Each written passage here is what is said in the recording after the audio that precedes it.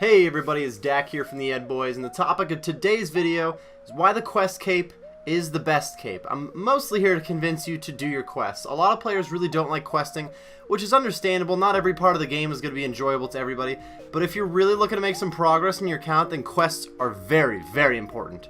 First of all, for early account progress, quests can really help you get a lot of your low levels out of the way, especially the ones that are slow to start. For example, the waterfall quest can get you from 1 to 30 attack and strength, allowing you to immediately use adamant weapons. The knight's sword can take you from 1 to 29 smithing in a very short quest. And if you only did quests that gave farming XP, you could actually get up in the 40s before you even have to plant a seed. These same XP rewards would be fairly useless though once you're higher level in a skill.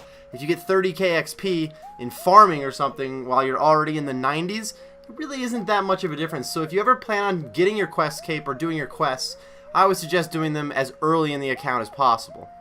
Quest rewards include much more than XP though. There's a large amount of content in the game that you can only unlock through quests. If you decided that you didn't want to do a single quest, you wouldn't have access to catching monkfish, you'd be missing 2 of the 4 mage books, you couldn't use most dragon weaponry, if I'm not mistaken any piece of dragon weaponry, a lot of the map would be off limits to you, you couldn't even get to Fossil Island, which is the newest update in the game.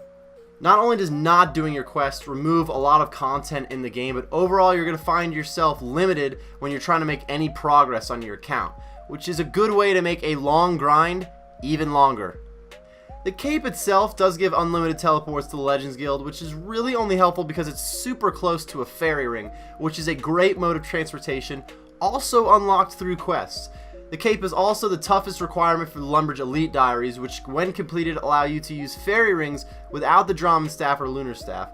Overall, the teleports that you gain from questing is really something that can help speed up just about anything you're working on in the game, fairy rings being the main point of this one. But similar to the point that I made in my Why is Agility Important video, if you spend some time getting your quest cape, in the long run it's going to save you some time doing everything else that you do.